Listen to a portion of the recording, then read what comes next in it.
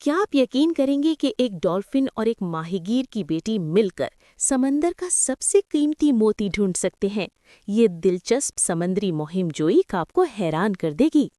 एक दफा का जिक्र है, समंदर के किनारे एक छोटा सा गांव था जिसका नाम था नीला किनारा।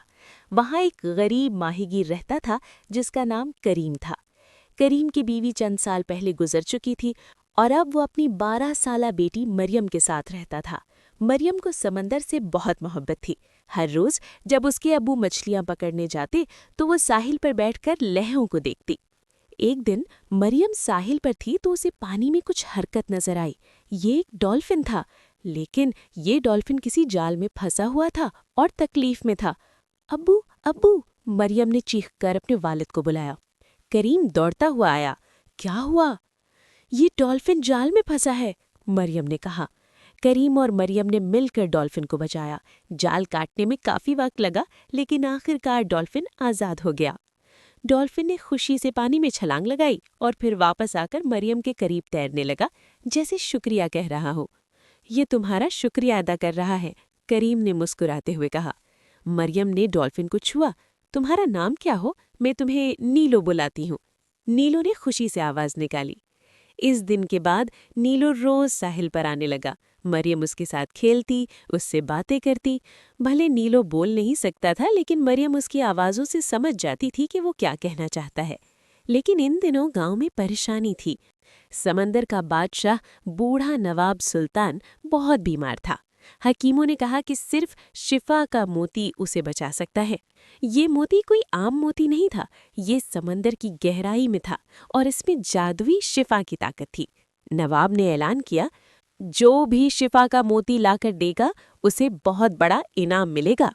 बहुत से गोताखोर मोती तलाश करने गए, लेकिन कोई वापस नहीं आया। कहा जाता था कि मोती एक खतरनाक जगह पर है जहां बड़े बड़े समुद्री राक्षस रहते हैं।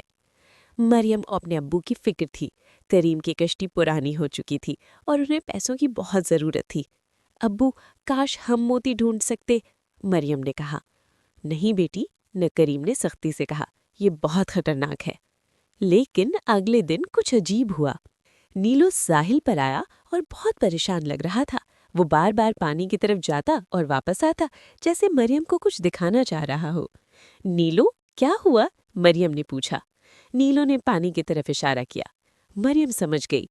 क्या तुम मुझे कुछ दिखाना चाहते हो? नीलो ने खुशी से आवाज निकाली।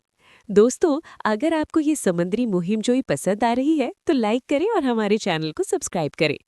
मरियम ने अपने अब्बू को नहीं बताया। वो जानती थी कि वो मना करेंगे, लेकिन उसके दिल में एक ख्याल आया, क्या नीलो उसे मोती के बारे में बताना चाहता है?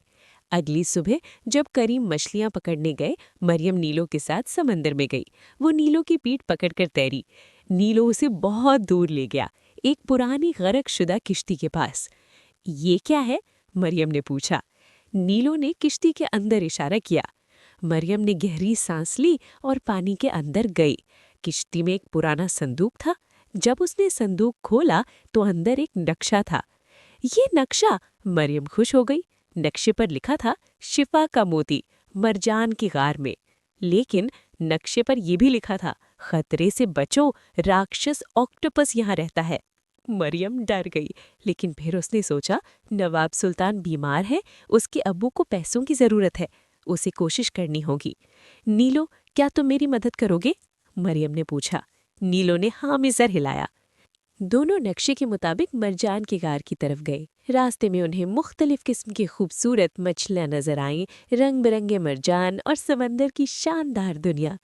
कितना खूबसूरत है! मरियम हैरान थी। लेकिन जैसे जैसे वो गहराई में गए, पानी अंधेरा हो गया। आखिरकार वो मरजान की गार पहुंचे। गार के अंदर एक अजीब सी रोशनी थी। मोती यहाँ होना चाहिए, मरियम ने सोचा। लेकिन अचानक एक बहुत बड़ा ऑक्टोपस सामने आया। उसके 8 लंबे बाजू थे और वो बहुत खौफनाक लग रहा था। तुम कौन हो? ऑक्टोपस ने गरजदार आवाज में कहा। मरियम डर गई, लेकिन हिम्मत की। मैं मरियम हूँ। मैं शिफा का मोती ढूंढ रही हूँ। वो मोती मेरा है, ऑक्टोपस ने कहा। कोई उसे नहीं ले जा सकता।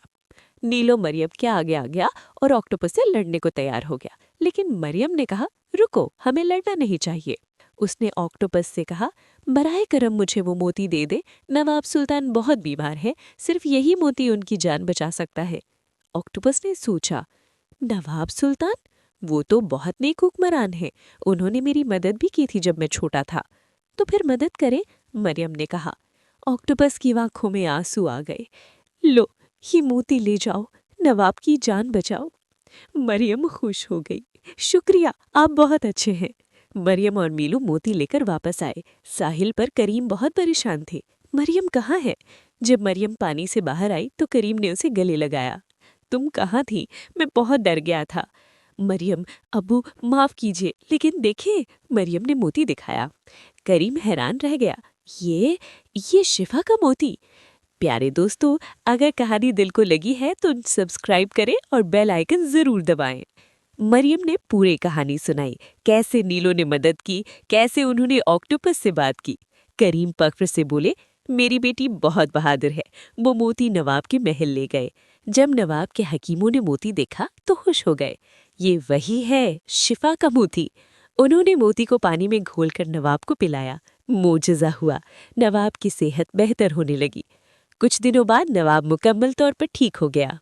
नवाब ने मरियम और करीम को बुलाया। तुमने मेरी जान बचाई, मैं तुम्हारा शुक्रगुजार हूँ। उसने उन्हें बहुत बड़ा इनाम दिया। करीम ने एक नई किश्ती खरीदी। मरियम के लिए एक छोटी किश्ती भी खरीदी ताकि वो नीलो के साथ समंदर की सैर कर सकें। लेकिन सबसे बड़ा इनाम था, नवाब ने करीम को अपना शाही माहिगीर बनाया।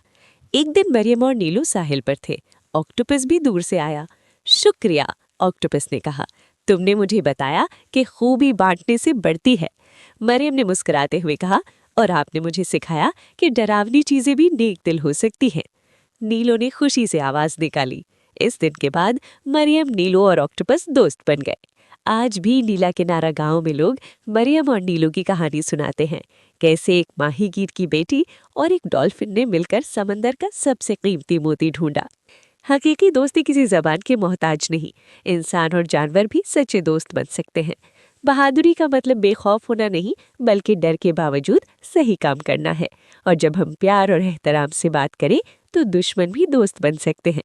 दोस्तों, अगर आपको मरियम और नीलो की ये खूबसूरत समंदरी कहानी पसंद आई है तो लाइक, कमेंट और शेयर जरूर करें। हमारे चैनल को सब्सक्राइब करें ताकि ऐसी मजीद दिलचस्प कहानियां देखते रहें। अगली कहानी में मिलते हैं।